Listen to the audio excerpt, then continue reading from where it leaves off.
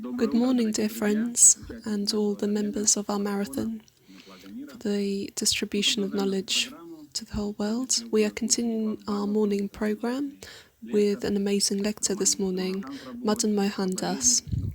He is a preacher, a spiritual guru, and in Gaudiya Vaishnavism he was introduced in 1991, and his lectures are always very interesting, very deep.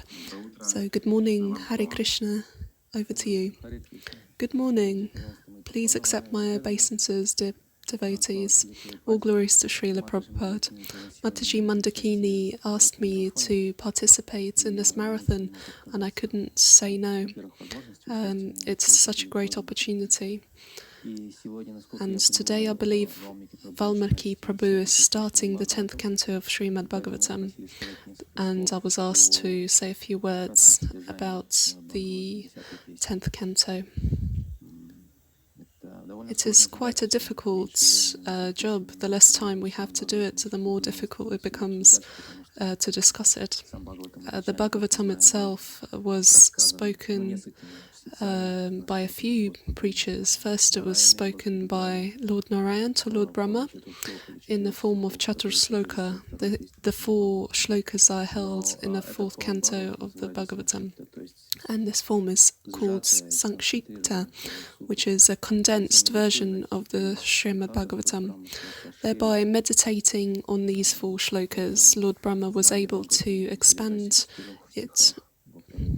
And in the 2nd canto, it is contained.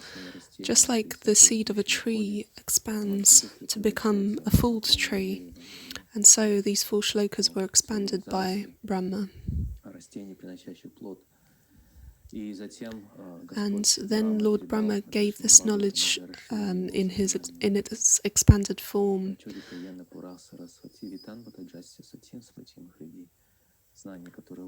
And the knowledge which was given to him through his heart by Lord Narayan was then passed on to his son Narada Muni. And Narada Muni, in his conversation with Vyasadeva, explained this Bhagavatam also in quite a condensed 4 chapters. And he didn't speak the whole Bhagavatam, but he spoke the importance of speaking the Bhagavatam. And Vyasadeva created all of the Vedas. The Vedas, the Samhitas, the Upanishads, and all sorts of different Vedic literatures like the Puranas and Mahabharats. And these were specifically meant for those who are not particularly philosophically inclined, but those who like interesting stories, like the women, the Vaishyas and the Shudras, and in fact everyone in the Kali Yuga. At the moment there are no other categories of people. Vyasadeva compiled all the Vedas in the form of Vedanta Sutras,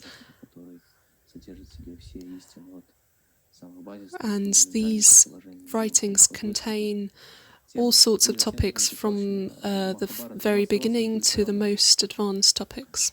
And after compiling these Vedic literatures, he was still unsatisfied, and he was sitting on the banks of the river thinking, why do I not feel satisfaction from my work? And this is a very big criteria for people who are pure at heart, for saintly people. They are not able to feel satisfaction until they are serving the highest cause of liberation of all people from the material entanglement. And so this is explained to Parikshit Maharaj in the Srimad-Bhagavatam, that such people never live for themselves.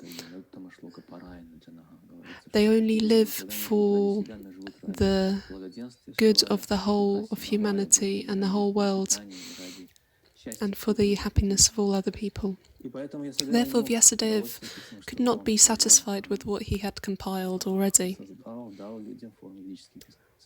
even the Mahabharata, even if they were written for the good of the spiritual life, but Vyasadeva couldn't understand the reason for his dissatisfaction. And at this point, Narada-Muni came, and the spiritual teacher always comes at the right time to save their students. One day, Srila Prabhupada was speaking a lecture in Australia, and after the lecture, he was asked a question by one of the guests. He was a beginning devotee, and he asked, why did it take Prabhupada so long to come to the West to give Krishna consciousness? And why could Chaitanya Mahaprabhu not given the spiritual knowledge to the whole world? And Srila Prabhupada, having thought a little, he said, because you were not yet born, and therefore I was waiting until you were born to come and to take you to the spiritual world. This is why. Similarly, at the right moment when there is a great need and the student is ready, he or she is ready, then the teacher comes. And sometimes this knowledge comes in the form of suffering, just like with Vyasadeva and his dissatisfaction. And Narada-Muni came and spoke a few chapters of the Srimad-Bhagavatam. He spoke the need for speaking Srimad-Bhagavatam, just like a gardener who is able to plant a tree and to cultivate it. But until the tree brings forth its fruit, then the full potential of the tree is not fulfilled. And therefore, this is why people take great care in cultivating fruits and plants and trees. They don't just do it for any reason, but they are gardening for the sake of fruits of the tree. Plants and vegetables grow in order to get the fruits from them. And if at the end of the summer they do not bear fruit, then for whatever reason, whether it has been eaten by insects, or the rain has come too heavily, or maybe you have planted an apple tree, but instead you get a willow tree. And so the point of the Vedas is to uplift humanity, and the full-fledged fruit of the Vedas is to understand Lord Krishna. This is explained in the 10th canto. Therefore Narada-Muni said to Vyasadeva that until you bring the whole of humanity to this final goal, this whole world, now and for all time, then you will not be satisfied. Therefore he said, until you give them this ripe fruit, then your tree will not have borne full fruit. Just like if you have a cow and the cow eats a lot of hay and requires a lot of care, and if it does not give milk, it simply remains a talisman.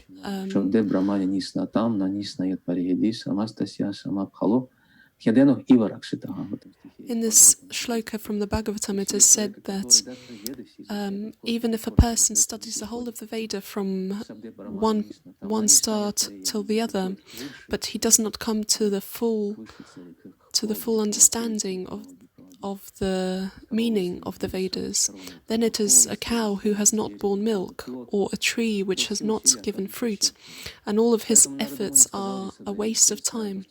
Therefore Narada-Muni said, even though you have given all these different disciplines, psychologically, you have preached about psychology and disciplines, and teaching people how to correctly enter marriage, and how to act for the good of others, and how to send good energy into the world. All of this, even having taught all of these disciplines, and if people follow them to the letter, then the people will still remain unhappy, just like you are now unhappy.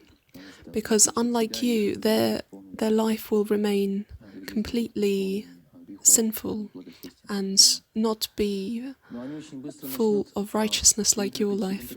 They will soon start to interpret the texts which you have written, and they will start to justify their own desires and deprive themselves of the ability to elevate spiritually, because they will use the Vedas to justify their own material desires, and soon they will forget all of the sanctions in the Vedas, because at the end of the day their desires will take hold of them. It is just like a dam. If you compare the desires of people to a fast-flowing river and the different sanctions in the Vedas to be a dam, then eventually the water will overcome the dam and there will be no point to the dam. Therefore, what you must do, Narada Muni told Vyasadeva, is to describe the eternal form and glories of Lord Krishna. And if you imagine a tree, and this tree is filled with juice, and this very valuable substance of this juice remains impossible to understand or to taste, because if we chew the bark of a tree or the leaves of the tree, we are not able to fully appreciate the nectar within a tree. Therefore, when the time is right and the fruit or the apple has grown on the tree, then you are able to taste it and appreciate the best of the tree fully. Therefore, in the Vedas,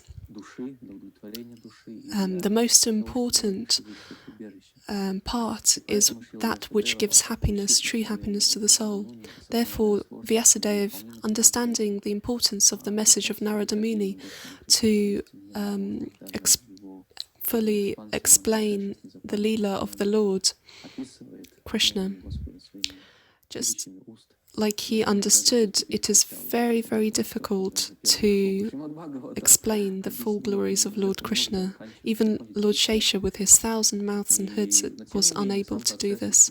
But the process of this is very purifying. However we describe the Bhagavatam, in a short form or in the full form of millions of shlokas, like is known to the residents of the heavenly worlds. We know that in the heavenly worlds they have far more advanced intellectual and mental capabilities, and they are able to listen to the Bhagavatam continuously without sleeping or thinking of food. Therefore they have many, many more shlokas, millions more shlokas than we do. But however we try to come into contact with Srimad-Bhagavatam on the street, or having come into contact with a book from some devotee, I'm sure many of you have come to Krishna consciousness by seeing a short video or getting a book. There are many videos on Instagram. It is a very brief encounter, maybe, that brought us into Krishna consciousness. One devotee was telling me that he was a teacher of ICT, and he was a father, and he still is a father. This story has a happy ending. He was just walking down the street in one of these small European towns where he was studying, where he was teaching also, and he was living with his family. And a devotee approached him with a book in hand. It was a fifth canto of the Bhagavatam, and even though he didn't come into contact with any other Bhagavatams before it, and on the cover there was some strange man lying on the floor and for some reason remembering a deer. And just being polite, this devotee opened the book, thinking, "Oh, okay, I will look inside and I will politely refuse the book." But having opened the page of the book and being a teacher himself, he read the shloka that said, "He who cannot liberate his dependents from birth and death, that person should not become a teacher, a father, or a husband." And he thought, how true, I cannot liberate my dependents from death. Therefore I shouldn't be the first, the second, or the third. Not a father, not a husband, nor a teacher. But it's too late, I'm all three of these things already, so I must carry on. And it was like a thunder to his consciousness. It was like lightning had struck him. And it was a shloka pronounced by Rishabdev. So he took this canto and he started to read, and he started to liberate himself from the cycle of birth and death. And he became a wonderful devotee, and he added this role of devotee to his other three roles. Therefore, however we come into contact with Srimad-Bhagavatam, the very nature of Srimad-Bhagavatam is that the more we listen, even in a condensed version, the more we want to carry on reading, and the more we want to come to understand it. Therefore, from the 4 shlokas, 10 chapters, and from 10 chapters, 12 cantos, and from the 12 cantos, our whole life expands. As it says in the 10th canto, Lord Brahma says, we must build our whole life around Srimad-Bhagavatam. Everyone's life is built around something or someone. If we are lucky, then it is around someone. If we are unlucky, then it is around something. A life built around things is the most unfortunate. Things are not worth building our whole life around. Even some people are not worth building our life around, even though people have great value. But the value of a person's life is only measured by how much of its potential is used. The life of a person can be an embodiment of a person's most sacred desires, spiritual desires. It's very important to use the human life for the correct purpose, just like money. Money cannot be utilized until it is spent. Until in our life there is something for which we can give our life. Life on its own has no purpose unless we have something to sacrifice it for, to give it towards. Just like money, until we are able to invest it, it doesn't bring any use, it's just paper. When you invest money into correct endeavors, then they return with profit. Just like life, if we invest and if we give our life correctly, then it returns to us in the form of a transcendental life and transcendental profit, which awaits us in the spiritual world.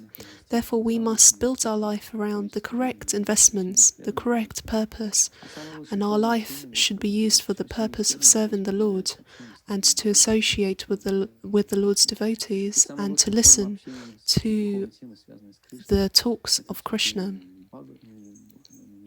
And the talks of Krishna are the most nectarine in the Srimad-Bhagavatam. Therefore, we must not compromise the fruit of the tree for the branches or the root. We come to the fruit itself, which is brought to us by the Srimad-Bhagavatam.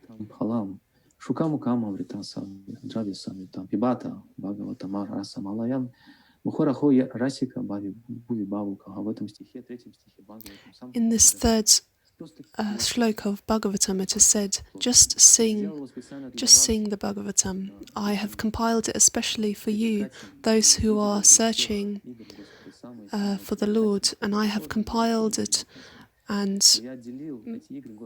have separated the most nectarine pastimes of the Lord. And this full ripe fruit has been purified even from the skin and the pip of the fruit, leaving the best part, just like the mango. The most succulent is the flesh and the pulp of the mango. And my son Shukadev Goswami, to whom I have given the Srimad-Bhagavatam,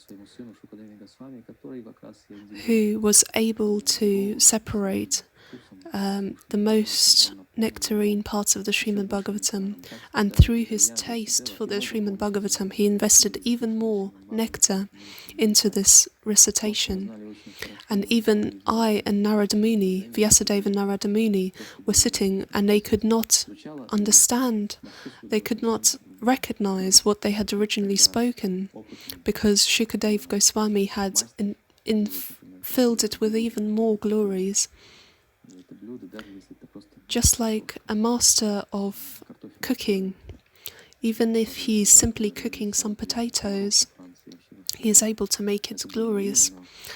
A few years ago, a famous chef has passed away, and I forget his name, but he won a lot of awards in the competitions of these chefs, and he wrote many books. I don't know how useful this is for Vaishnavas, but the best thing which is useful for Vaishnavas is his puree, his mashed potatoes. And one of the incredible things about this mashed potato, which he developed, was about 30 to 40% of clarified butter, which he used in this potato. Just like, for example, another example being a musical genius. He can take a simple melody and he can turn it into a whole symphony in which the initial melody, the initial message can be heard. So the melody can be recognized, but the form of that melody can no longer be recognized. It is expanded. Just like Shukadeva Goswami, he amazed even his teacher and father Vyasadeva and Narada Muni. They were listening to it in great ecstasy, and they were astonished.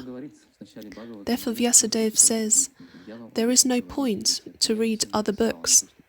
I am telling you this as an authority, having written all of these books. Do not waste your time. Simply listen to the Bhagavatam. And so we know that the Bhagavatam consists of two dialogues, one between Shukadeva Goswami and Parikshit Maharaj, which was a particular situation, because Parikshit Maharaj was facing the question of life and death. Parikshit Maharaj was cursed to die in 7 days, and not wasting a second, he went to the banks of the Ganges and he listened to the Bhagavatam, and in the course of 7 days he listened to all the 12 cantos, 18,000 verses, not getting distracted by sleep or the desire for food. And to listen to the Bhagavatam in 7 days, you must spend no longer than 30 seconds on each shloka.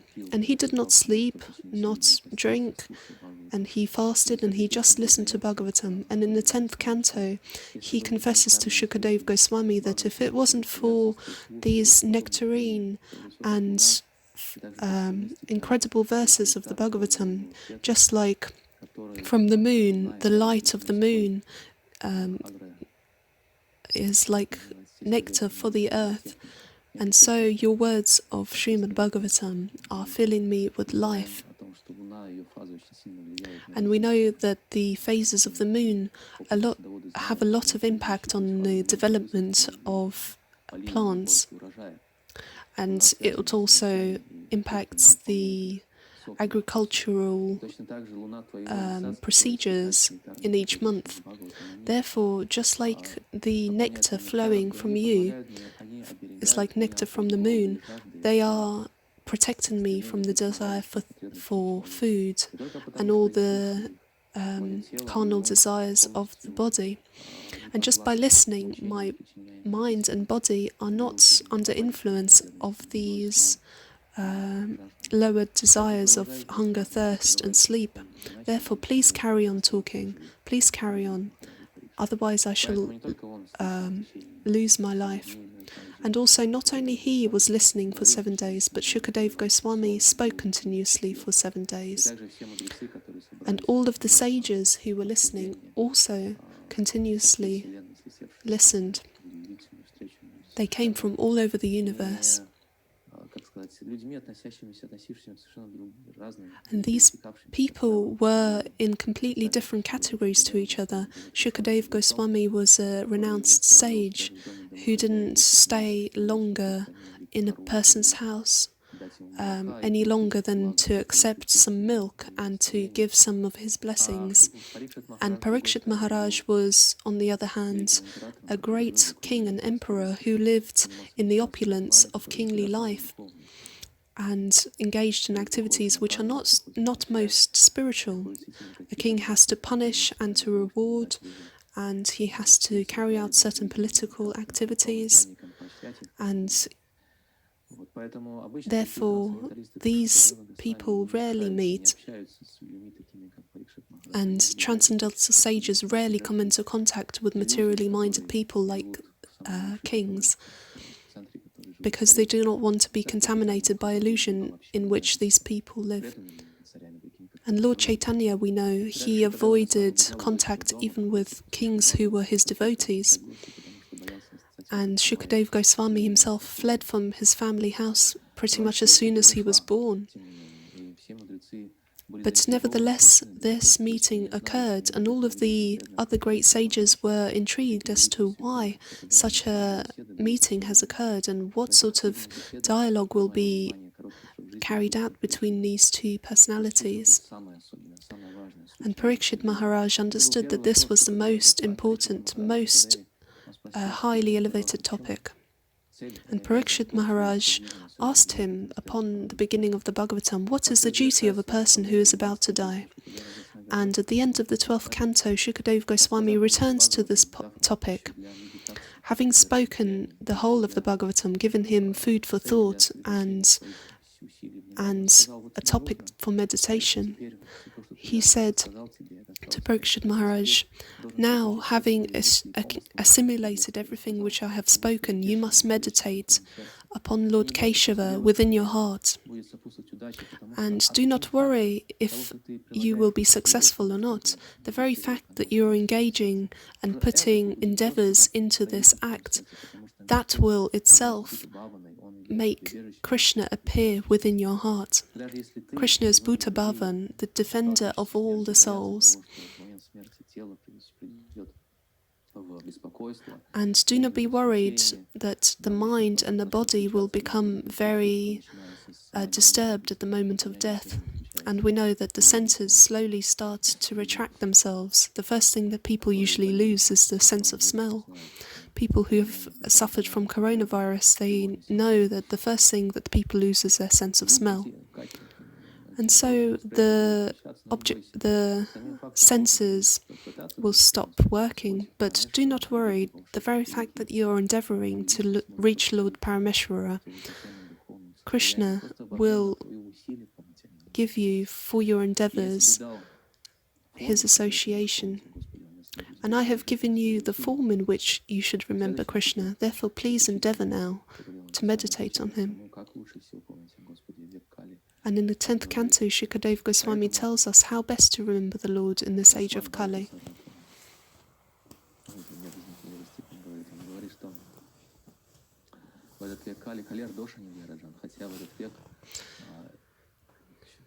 Shukadeva Goswami even says, even though that in this age of Kali, we are in an ocean of sinful life, we must nevertheless endeavor to hear about the Lord. Kaler doshni derajan. This age is filled with impure things. You can just look in the internet and be convinced of this.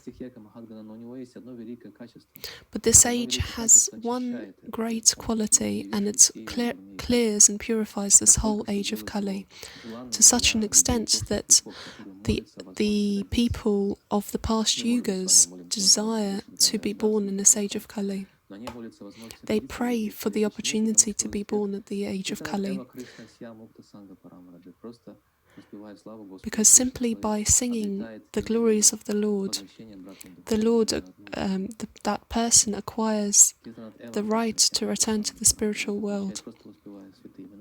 Simply by singing the name of the Lord and the glories of the Lord described in the Srimad-Bhagavatam, he easily returns back to the spiritual world and obtains his original spiritual form. Therefore, Srimad-Bhagavatam is not a tool for liberation. It is Krishna himself. It is Krishna in the form of spiritual teachings. The Lord has many forms, and one of these is the form of sound. Mantra murtina murtikam. He doesn't have a material form, but he incarnates himself in the form of spiritual vibration, spiritual sound.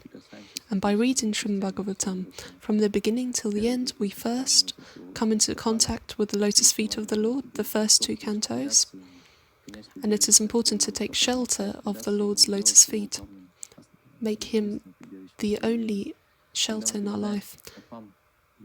When we fall at the feet of elevated people, then we get their mercy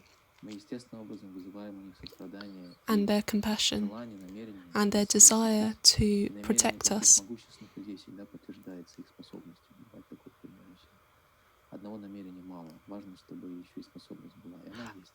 And Lord Krishna has the full potency to protect us in the form of his transcendental personality and in the form of Srimad-Bhagavatam. Therefore, the third and fourth is compared to his hips, the fifth to his stomach, in which the whole universe is contained, like the form of Lord Damodar contains the whole of the universe.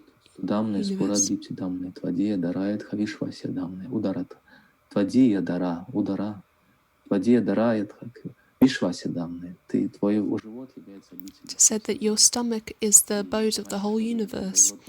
And Mother Yashoda, looking into the mouth of Lord Krishna, she sees the whole of the universe. And so this is in the fifth canto. The story is in the fifth canto. The sixth is compared to his chest. And this is the abode of the goddess of fortune. His two cantos, his two arms are the seventh and the eighth canto. And this is the shelter of the demigods.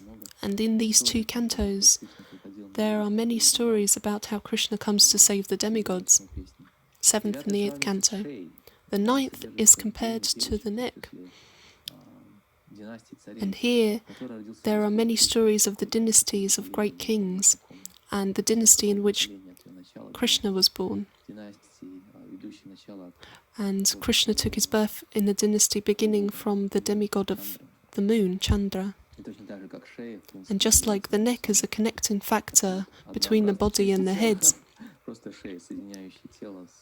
it is quite an important part, just like the ninth canto is, and how it links Krishna through the different dynasties.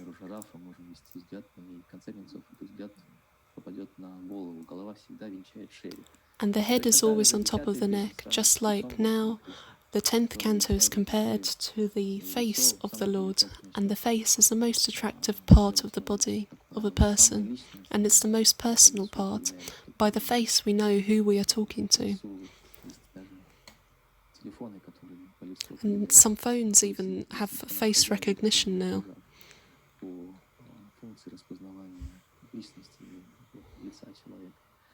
And on that face there is the eyes, the nose and the mouth, and the face is decorated by a beautiful smile of Lord Krishna, and the head is bedecked with beautiful hair, which is the 11th canto, and the 12th canto is the crown which sits on top of the head of Lord Krishna.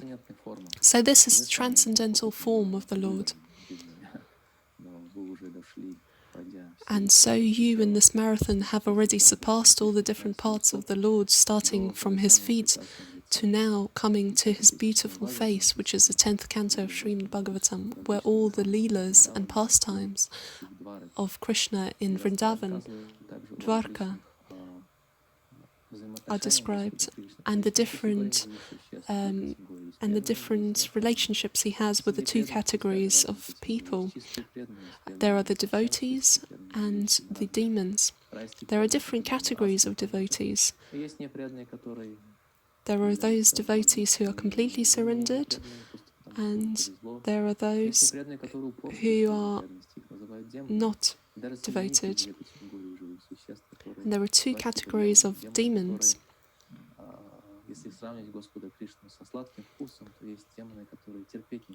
There are those who hate the sweet taste of Krishna, and then there are those who like the salty taste. And to all of these different personalities, Krishna gives their own different remedies, the medicines, and Krishna allows them to be part of their Leelas, of his Leela, his pastimes. And nevertheless, they are not devotees. They are still given the benefit of his association. For example, Shishupal and Dandavakra, and all these different demons who Krishna kills with his weapons and his bare hands sometimes. Sometimes Krishna comes into contact like a therapist from the inside of the demon. So some demons Krishna allows to swallow himself, and they are tasting the sour taste of the Lord, just like the medicine.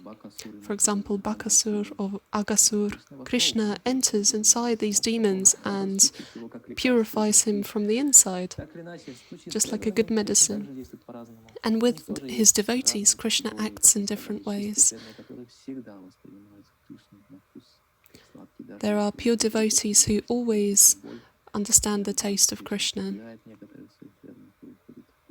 Sometimes Krishna leaves his devotees and goes to different devotees somewhere else. So he grants his devotees two different relationships through meeting and through separation. Just like Madana-Mohan means meeting, Madan, and Mohan, separation. And in order to appreciate something very valuable to us, we must first lose it.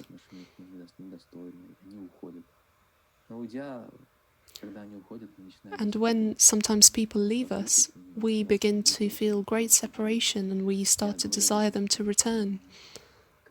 Sometimes devotees come to me with their stories that their wives have left them, and we have to understand that now we must appreciate how valuable these people were in our lives. For example, sometimes we get disconnected from light or water or gas within our house, and we can appreciate how dependent we were on these things. Therefore, Lord Krishna sometimes leaves his devotees in order to sometimes make them understand, sometimes to increase their devotion to him. For example, sometimes it happens with us that through our taste of scripture and association, and Krishna withdraws it, we start to really value what we had. Sometimes Krishna leaves his devotees in order to leave himself in the form of transcendental sounds and scriptures. And sometimes Krishna leaves the gopis and meets with his cowherd friends. Sometimes he leaves his cowherd friends to meet the gopis. In the nighttime he is with the gopis, in the daytime he is with his friends and his parents. Therefore he is regularly meeting with someone and he's leaving someone else. And he does this to his eternal devotees in Vrindavan in order to increase their love for him, in order to make them love him so much that everything reminds them of him. Anything like a tree, any word, any blade of grass, any cloud can also remind the residents of Vrindavan of Krishna. It's stated in the Srimad-Bhagavatam Purana that even a word can remind the devotees of Krishna, and one moment can last for as long as 12 yugas for them.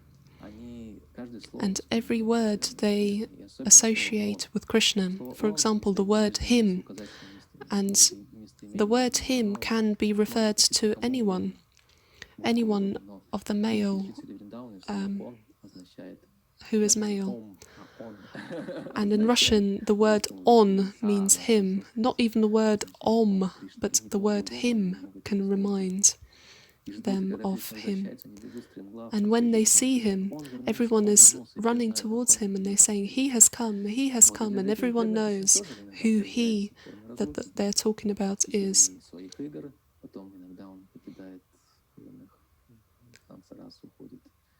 So sometimes he leaves the rasa dance, some for a brief time and then returns. And sometimes he is leaving Vrindavan for many, many years. And the gopis are in such separation and so devastated by this loss. Therefore, it is said in the 10th canto that Krishna is always saving some devotees. Sometimes Krishna is saving them from the separation through his literatures and through talks about him, and he heals the demons who do not want to appreciate his pastimes. Then he is a bitter medicine for him, or a surgical interference with their health in order to heal them. And I'm saying all of this as a brief introduction to the through the shloka which I am coming to read. So I would like to read one text from the Bhagavatam, although it is a difficult task to summarize the whole of the 10th canto. But there are two shlokas which perfectly do this. Shukadeva Goswami has done this in the 90th canto, in the 90th chapter of the 10th canto.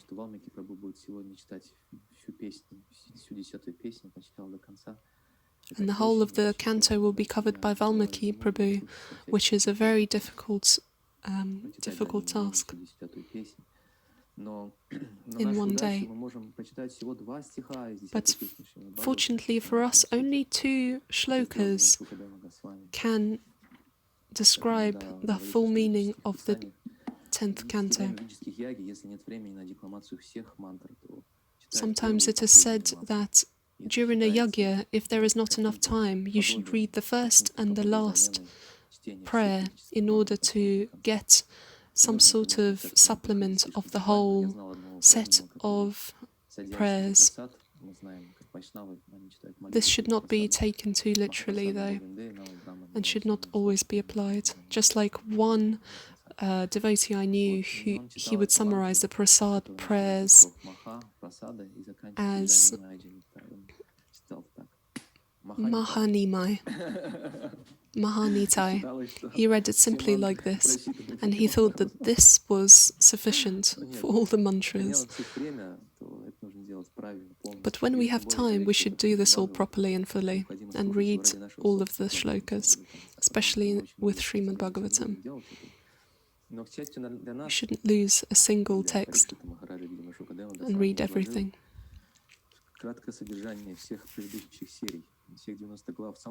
We will start to read the 47th and 48th text. This text by itself is quite long,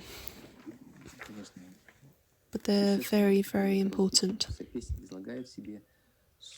And in itself it contains the meaning of all of the canto. And even though Srila Prabhupada did not translate this himself, his students did, his disciples did, and it will be an incredible purifying experience for us to listen to them.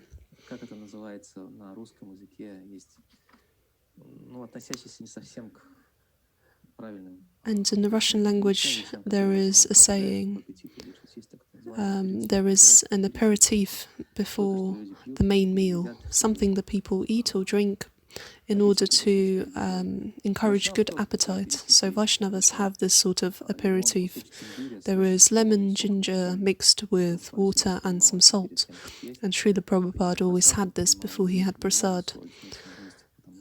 This mixture encourages the fire of digestion and encourages good appetite.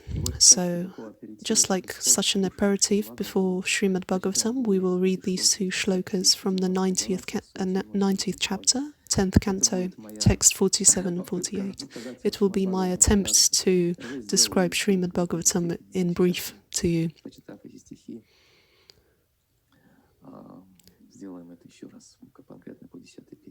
So, text 47, we will read mantra Om Namo Bhagavate, with which we begin Srimad-Bhagavatam.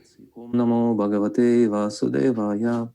Om Namo Bhagavate Vasudevaya. Om Namo Bhagavate Vasudevaya. Narayanam Namaskritya Naram Chaiva Narottamam Devim Saraswatim Vyasam Tato Jayamudirayat Nashta Prayesha Badrishu Nityam Bhagavata Sevaya Bhagavati Uttama Shloki Bhaktir Bhavati Naishtihi.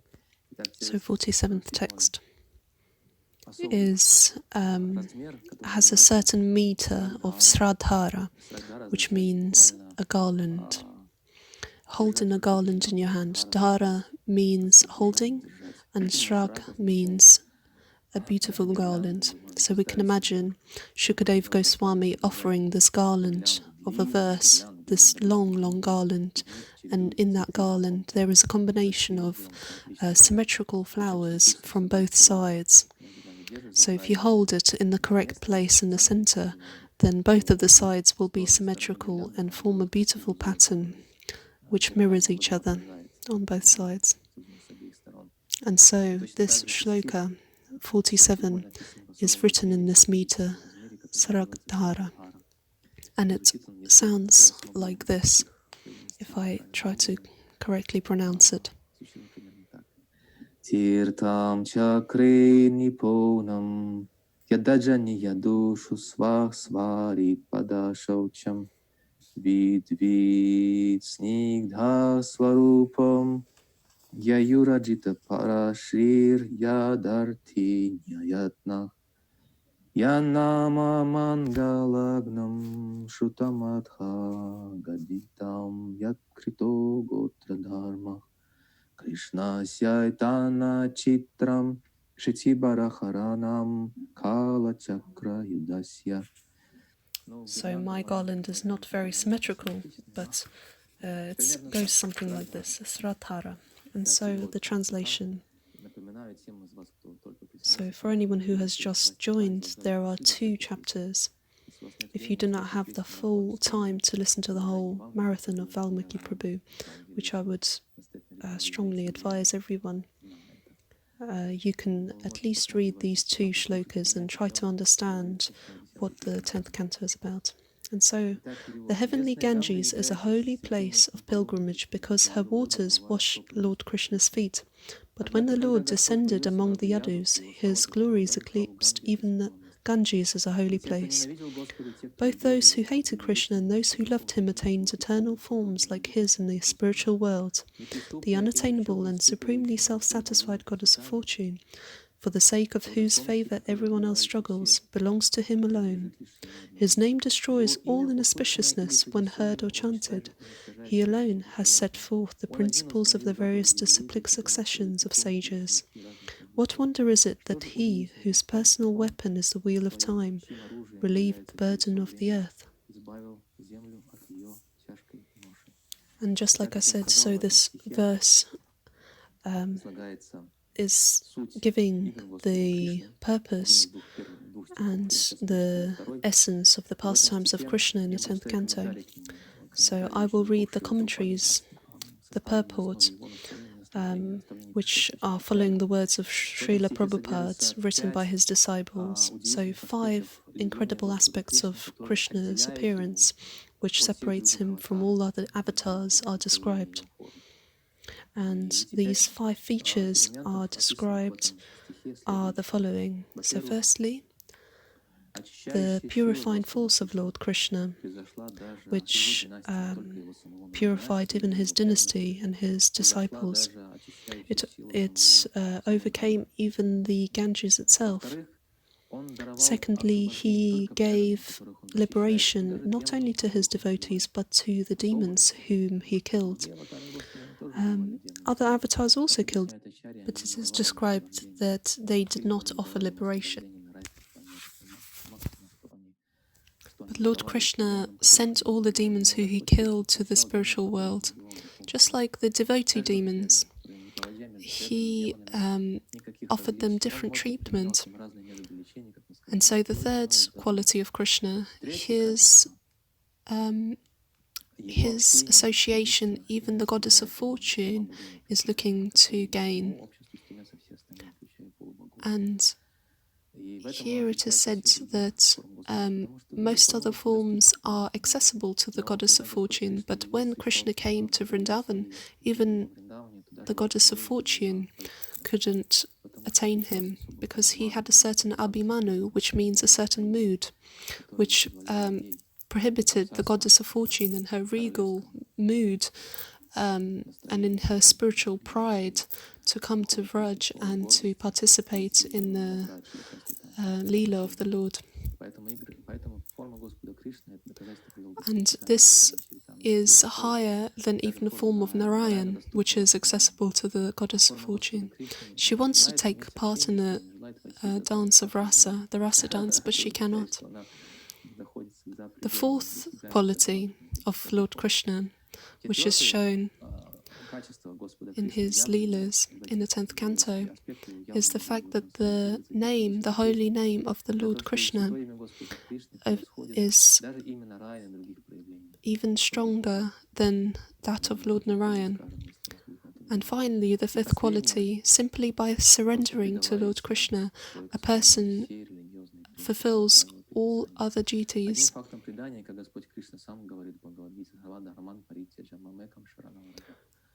The Lord says, I am the essence of all religions, I am the source of all Vedanta sutras, and I am the essence of all knowledge. I and only I am the aim of all the Vedas. And when a person surrenders to me, with that surrender, he or she fulfills all of the regulations and all the regulations of the scriptures. So simply surrender to me, and that way you will overcome all difficulties. So these 5 qualities are described in this verse. Perhaps we will not read the commentary to this verse. I have already described these 5 aspects of the Lord. So these 5 aspects which overshadows all his other forms. This is his special glory. We should also add that devotees of the Lord, like Srila Prabhupada and Srila Prabhupada in particular, he appeared straight after Lord Krishna. Janmastami, the appearance of the Lord, is celebrated, and on the second day, Nandotsa, the celebration of the Lord's birth, Srila Prabhupada appeared. So on this day of celebration of the Lord's birth, Srila Prabhupada took his birth. So with this glory and this joy of Krishna, Srila Prabhupada spread throughout the whole world, and he filled everyone with this joy who came into contact with him and his books and the Holy Prasad and his disciples. And his disciples also followed this joy and obtained this joy of Krishna, Krishna's birth. So all of these people who came into contact with all these glories of the Lord received this joy. And the dynasty of Lord Krishna overcame even the purifying potency of Ganges. And Lord Krishna said to the holy rivers before he left, I understand that you are scared to stay in this world after I leave, because you are worried that all the people who will come and bathe in your rivers will contaminate you with their sinful reactions. At the moment, with the quarantine being lifted, in India, all of the people are returning to the rivers and are starting to bathe again. And all of these holy waters are becoming burdened. And so the holy rivers asked the Lord, can we also live? Can we also leave this world with you? And Krishna said to them, no, please stay. Papani papino yanti tubhyam dasyanti snanataha. Man mantra pasaka sparshat basmi bhutani tat kshanat bhavishyanti darshanacha snanat eva hi janavi. And the Ganges, who was offering this prayer on behalf of all the rivers, she said, "O dear Lord, you are leaving now.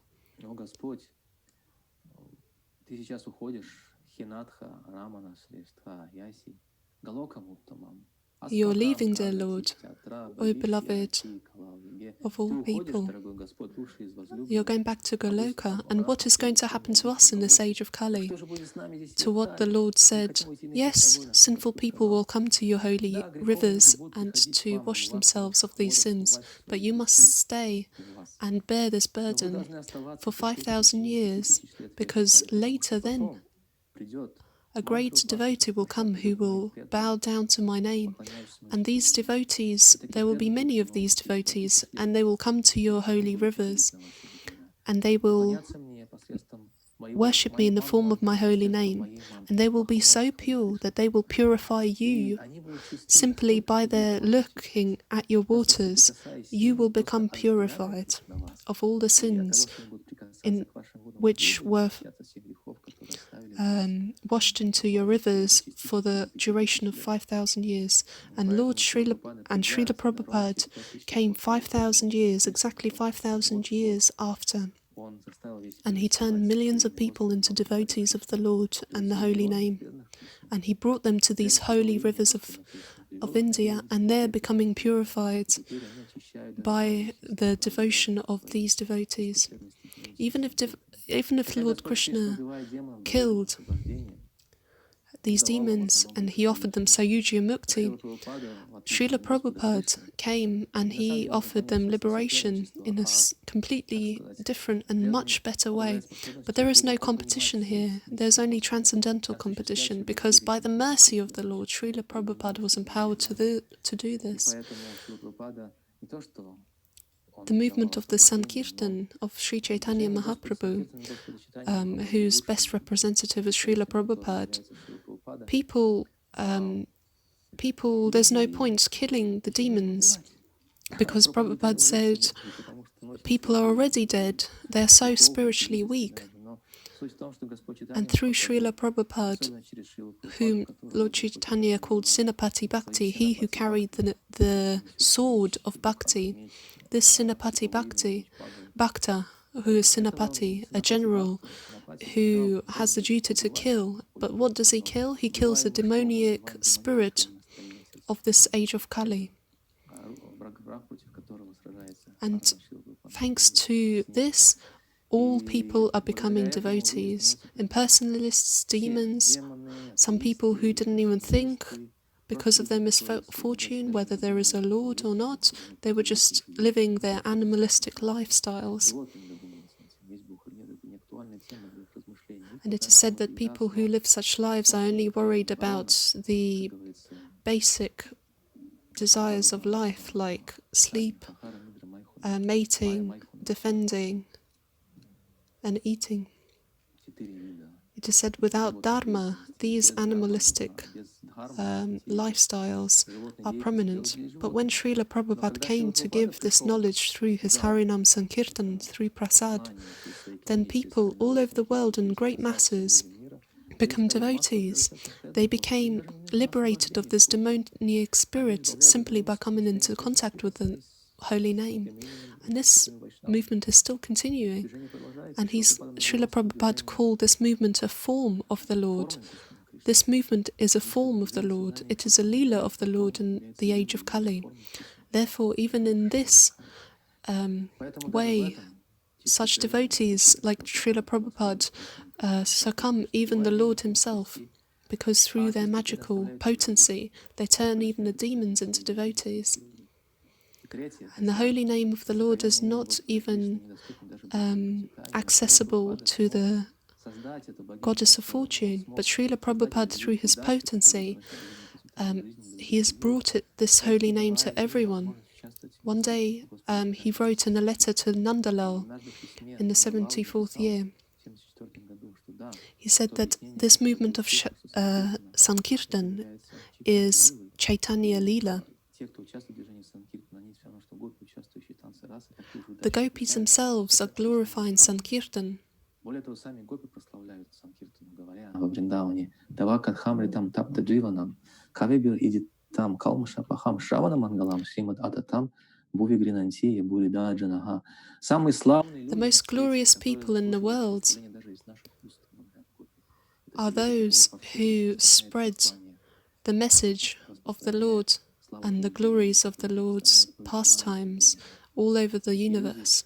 Such people are able to liberate people from two types of suffering: the suffering caused by their sinful deeds and from the suffering caused by their separation from Krishna.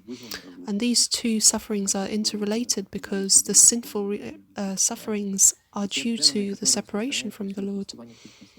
So these devotees who spread the glories of the Lord are the best benefactors of the Lord. They are cutting the sin at the root. The reason for all suffering is separation from the Lord. And so by liberating people from this suffering, Srila Prabhupada is showing this to the highest degree. People were awakened from their sleep without even realizing they were participants in the Leela of Sri Chaitanya. Therefore, when Srila Prabhupada confirmed that this understanding that Sankirtan is Chaitanya Leela, this is correct. This is the correct understanding. Therefore, unlike the goddess of fortune who cannot enter the pastimes of the Lord and the rasa dance, the people of this world are entering this Leela as menial servants of the Lord Chaitanya. In this verse, Prabhupada Saraswati Thakur is saying that to the extent that a person dedicates himself to the Sankirtan movement, to that extent the spring of love of Godhead, the fountain of love of Godhead is awakened within the heart. And so the secret of success in the Chaitanya movement is the dedication to this movement. So Srila Prabhupada himself was able to succumb even the influence of the Lord himself, whom he serves. Therefore, in the 4th chapter of Adi Leela, it is said, Lord Chaitanya Mahaprabhu has spread Kirtan by making a garland out of the holy name and Prema, and he made this garland out of the string and the flowers. So Lord Chaitanya combined Nama and Prema into this beautiful garland, like the shloka of Strattera, that meter in which the verse is written. And so Lord Chaitanya took this garland and put it on the whole world. But who tied the strings of this garland? We didn't see that Lord Chaitanya did this himself. He made the garland, but he gave the power to give this garland to his devotees. And Prabhupada 17 times wrapped this garland around the world. And it is said that it is very pleasing to Lord Krishna when his devotees succumb him in glory, overcome him in glory. But 5,000 years after the leaving of Lord Krishna, it is said that Srila Prabhupada himself, in his books, showed this glory in his writing. And it is said that this movement will continue for 10,000 years. And these principles will become embedded in the consciousness of people for the next 10,000 years. And without this foundation, as said by Narada Muni, soon people would have forgotten all of the sanctions of the Vedas in the Manasa-Samhita, Parashara-Samhitas. They will find any excuse to destroy the regulations, because in their heart there will be a lot of lust. But Srila Prabhupada has solidified the principles, perfect principles within his scriptures, and gradually this will purify people of all their sinful desires and their lust, which makes them cruel and impure, full of lust, etc. All of these impurities are because of unfulfillable lust, because nothing can satisfy us within the material world, because nothing can replace our desire to be with Krishna. This lifestyle we live without realizing who we have separated from. And so Srila Prabhupada has given us this way back to reconnect with Krishna. And so this is his mission within the Bhagavatam. He gave the source of all the eternal pleasure and all the eternal bliss. And so the last text which we will read today, the 48th text. So in the 47th text we have seen 5 aspects which make Krishna particularly incredible, even more so than his other incarnations. So Krishna is called Manavardhanam, he who expands the glories of his devotees, Manavardhanam, Bhaktanam. Lord Krishna likes to glorify his devotees, even so that they become even more glorious than he himself. And Srila Prabhupada showed this glory to the full extent when he came to this our Western world to propagate the glories of the Lord. So the 48th text, after which we will finish for today. This text is very famous, and Srila Prabhupada cites this text very often, just like Lord Chaitanya sang this text in ecstasy, because the essence of the 10th canto is described within this text. So the text is this. Jayati janani vaso devaki janma vado yadavara parishad svair durbir asyan dharmam sthirachara vrijinagna susmita shri mukena vrajapura vanitanam vardayan kamadevam. Lord Shri Krishna is he who is known as Jananivasa, the ultimate resort of all living entities. So, with these initial words, Lord Krishna described as the shelter, and the 10th canto is showing more than any other song, any other canto, this 10th canto.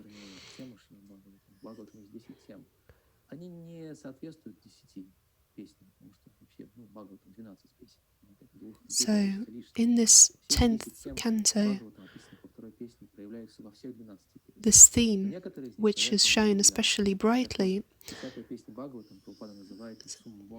Srila Prabhupada describes this as the Succumb bonum, the greatest truth, the greatest benefit. So, this 10th canto shows Ashraya Tattva, the ability of Lord Krishna to give shelter to all. So, the first thing that he calls Krishna is Jayati Jananivaso, eternally glorious, eternally the shelter of all living beings, as Paramatma, as his personality, and as his scriptures. He is the ultimate shelter. Devaki Janmavada. Devaki Janmavada means that allegedly he was born as the son of Devaki. Nobody understands exactly the birth of Lord Krishna. It is very mysterious. He was born as Devaki's son, but at the same time as Yashoda's son. But then somewhere in between, it is Vasudeva delivered Krishna to Yashoda in the middle of the night through the river, and even dropped him once into the river by accident. So he brought Lord Krishna to the abode of Nanda Maharaj, and Yashoda was so exhausted from labor that she was sleeping and she did not realize who she had given birth to. And so he took the girl born to Yashoda and replaced Krishna. But what Vasudeva did not see is that Yashoda gave birth to two children, a girl and a boy. The boy was Krishna and the girl was Yogamaya. And when he brought his Krishna to Yashoda, then those two boys merged into one. And as explained by the Acharyas, Yashoda is also called Devaki. She has two names, Devaki and Yashoda. So when it is said Devaki Janmavado, it is unclear who it is talking about, Yashoda or Devaki. So everything here is very intriguing. Even these simple words, Devaki Janmavado, which means that he was born allegedly from Devaki, but he was also born as the other Devaki. So this is all very mysterious. So later there was also the mystery of why Krishna was dark-coloured when Yashoda and Nanda were light-coloured skinned. So everyone was always teasing him, why are you dark-skinned? So this is all very nectarine pastimes. And Lord Krishna himself confesses that my birth is a very difficult subject matter. And it is said that he who has understood my birth, then leaving this world, he will not come back here again, and he will go to the spiritual world. And it is therefore understood that he who has contemplated this topic deeply and discussed this matter, and who has been enlightened by the true appearance of the Lord in this world. And devotees eventually understand that it's impossible to understand this matter, because Lord Krishna is born continuously in people's hearts, in the taste, and being possessed by the desire to listen about Krishna. That is what the devotees understand. Tatvataha, meaning understanding fully my birth and my appearance. And the devotees acquire a great taste, a great attraction to hearing about the Lord. Then it is said, Yadavara. Lord Sri Krishna is he who is known as Jananivasa, the ultimate resort of all living entities. This is a translation. And who is also known as Devaki Nandana or Yashoda Nandana, the son of Devaki and Yashoda. He is the guide of the Yadu dynasty, and with his mighty arms, he kills everything inauspicious, as well as every man who is impious.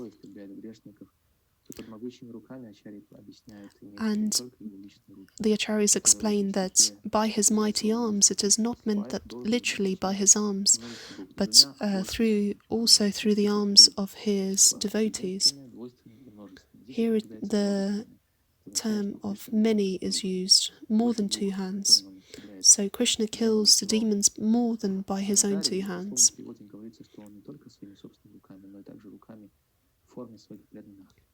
like devotees such as Arjuna, Sridharma in Vrindavan, Satyaki in Mathura, and other devotees in Hastinapur and Dwarka. His devotees are everywhere, through whom he kills his impious demons.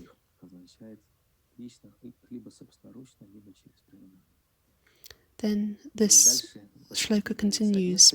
By his presence he destroyed all things inauspicious for all living entities. Sthirachara vrijana, it means that Krishna with his hands destroys all the inauspiciousness for the moving and the non-moving living entities, and the suffering which is spoken about, we have already spoken about, by the sinful reactions and through the separation. And the word vrijana here means, by the Sanskrit dictionary, means sin.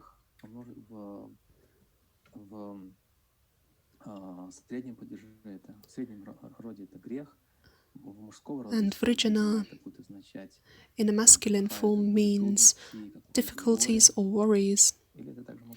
And vrijana can also mean hair. So Krishna even sometimes takes the hair of his devotees. As you can see, we are shaved. Sometimes Srila Prabhupada, there is this anecdote about Srila Prabhupada. Srila Prabhupada speaks with a Bengali accent, and Bengalis say the letter S with a sh. So sometimes Srila Prabhupada would say, Sri Chaitanya came to shave us. And so he said the S as a sh, and shave meaning to shave the hair. And later his disciples asked him, so he came to save or to shave? And Prabhupada said, both. To shave and to save. So in the form of Sri Chaitanya, the Lord can liberate people even from their hair, as you can see. And Prabhupada didn't like that his devotees wore long hair. Now it is not so strictly followed, but the essence is that hair is a representation of sin and material attachments, so Sri Chaitanya even liberates people from this. Sri Chaitanya sometimes is referred to as the one with the shaven head. This is our trademark.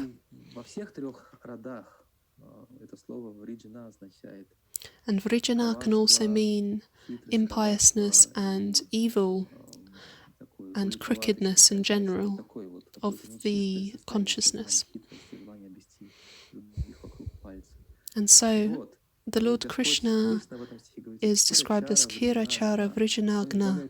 He liberates from all of these different synonyms of vrijana, of sin, and he liberates all the moving and the non-moving. Susmita, meaning with his smile. So Susmita, the Lord with his smiling face, liberates everyone from sinful reactions. And the 10th canto is the embodiment of the Lord's smiling face. Later it says Vrajapura Vanitanam. Vanitanam means the woman who is in love. As acharyas explain, Vrajapurna Vanitam, Krishna ignites the spiritual desires of the women of Vraja and all women with whom he comes into contact. One of these transcendental qualities of Krishna is that he's incredibly attractive to all women.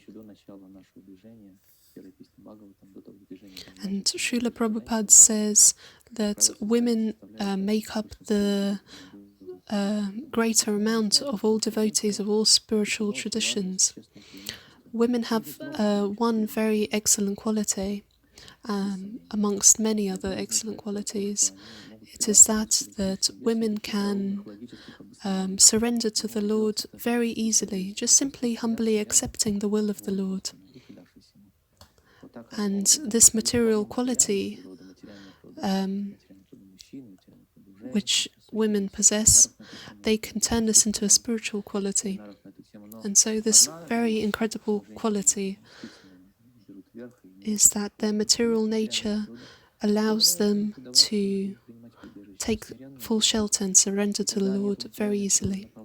And when they accept the shelter of the Lord, they can invest all of their love and all of their dependency to Krishna without the need to logically explain to themselves why must we serve Krishna like sometimes men have to do.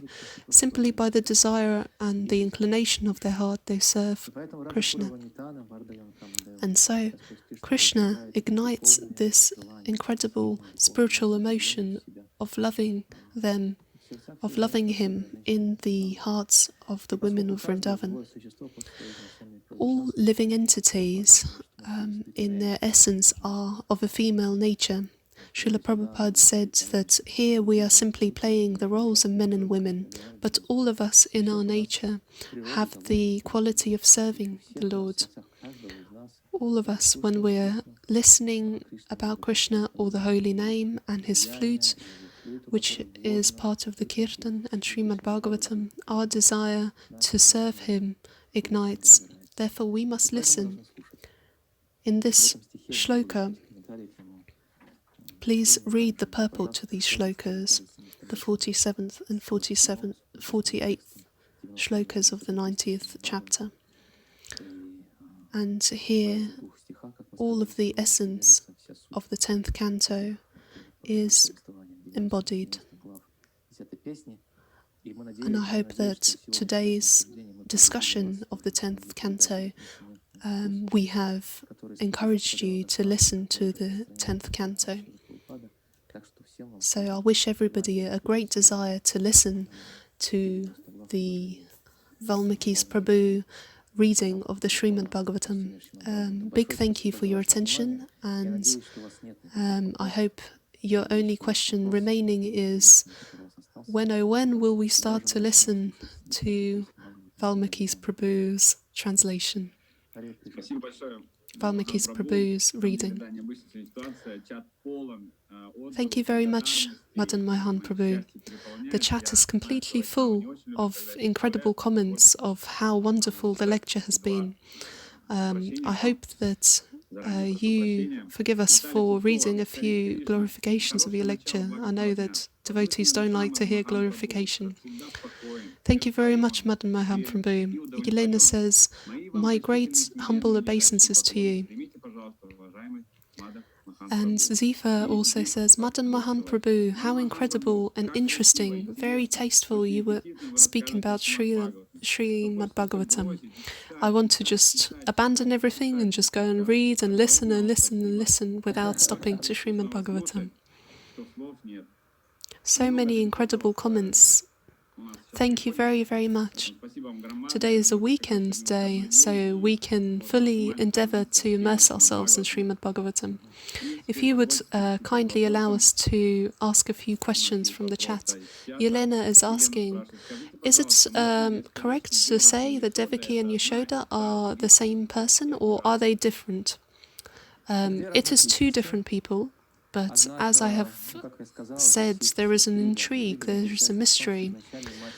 The original mother of Krishna in the spiritual world is Yashoda, and all the other mothers are expansions of this original mother. So it is two different people, the two different personalities. Yashoda and Nanda are originally Drona and Dhara, and Vasudeva and Devaki are Sutapa and Prishni. And it is said that Sutapa and Prishni are expansions of Nanda Maharaj and Yashoda. And the same thing can be said about all the other devotees of Krishna, eternal devotees. Even Garuda, as I correctly remember, is an expansion of Sridama. In Goloka Vrindavan, the Lord is carried on the shoulders of Sridama. And when Sridama wins, Sridama is carried by Krishna. But when he comes in other forms, then Sridama takes the form of Garuda. So everything comes from there, And because Lord Krishna has innumerable expansions, therefore the expansions of the Lord's mother and father are also limitless. And what is also interesting is that in the bodies of Nanda and Yashoda enter all the other souls who have gained the opportunity to feel and experience the emotions of loving maternal and paternal relationships with Krishna, and who need to practice this relationship. So there it's all very, very difficult, but all very, very sweet and nectarine.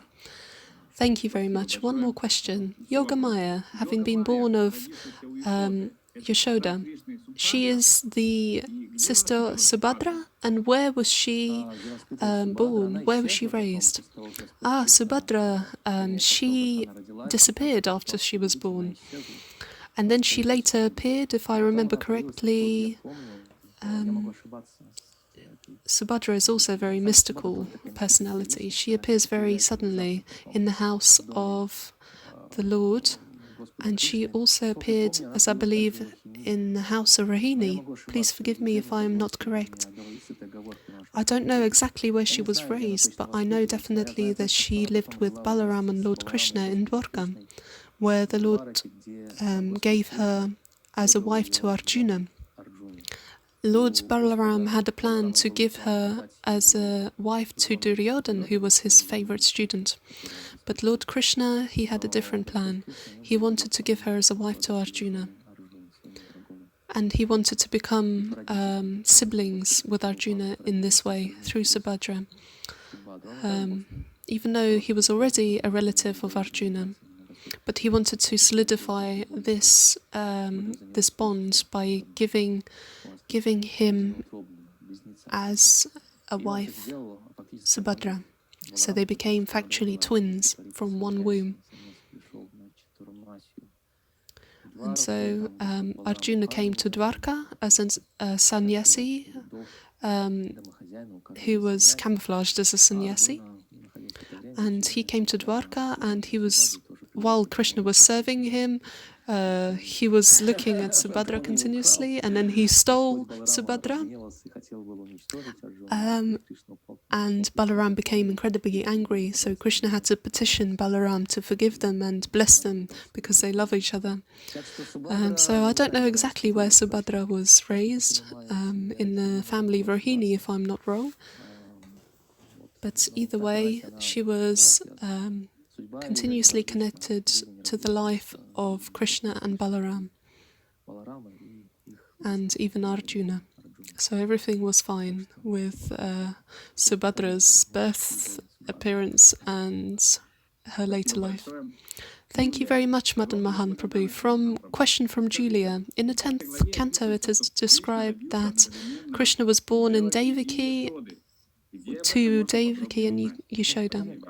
Srila Vishwanathaji writes about this in more detail, and Sanatana Goswami and Jiva Goswami gives this commentary, but I don't think it has been translated into Russian, but you can read about it in English,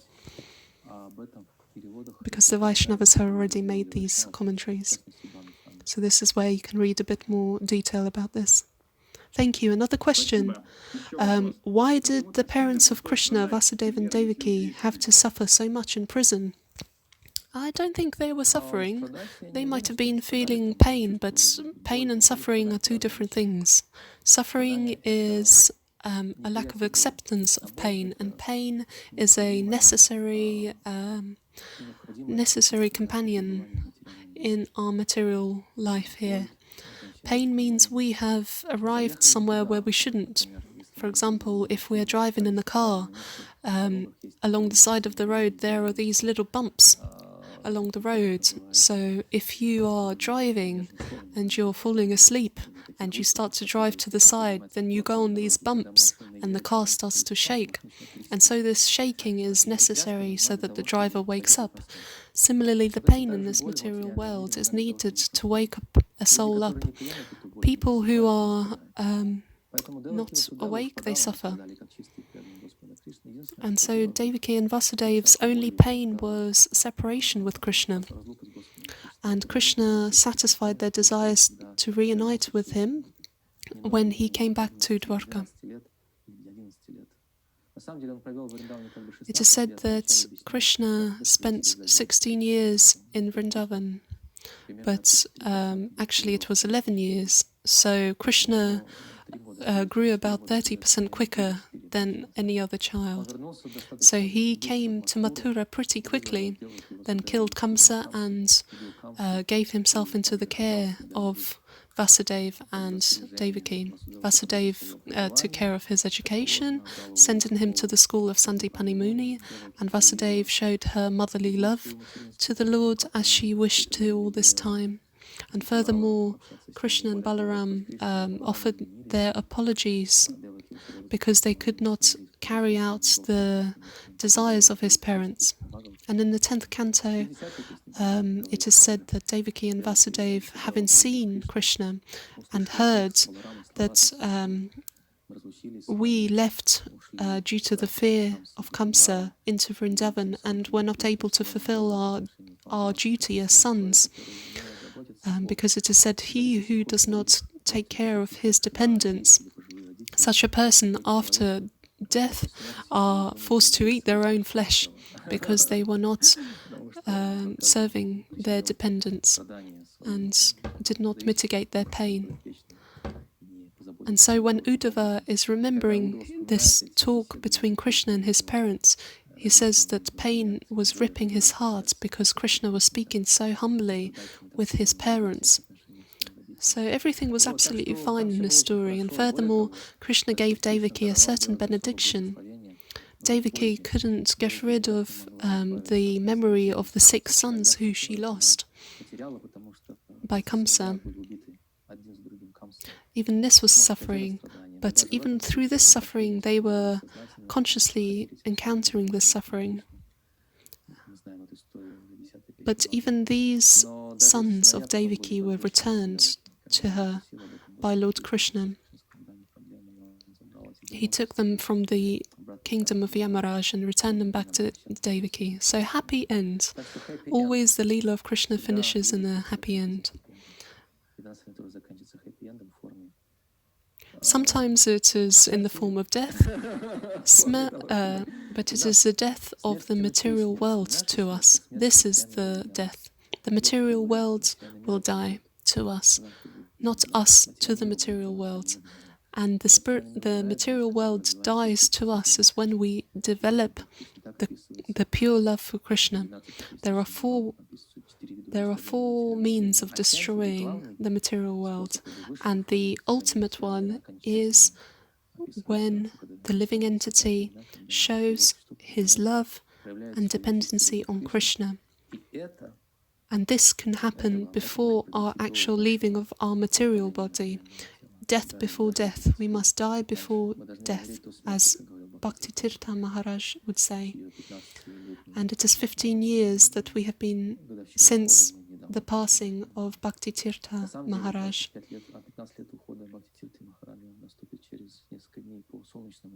This will be celebrated on the 27th or 28th of July.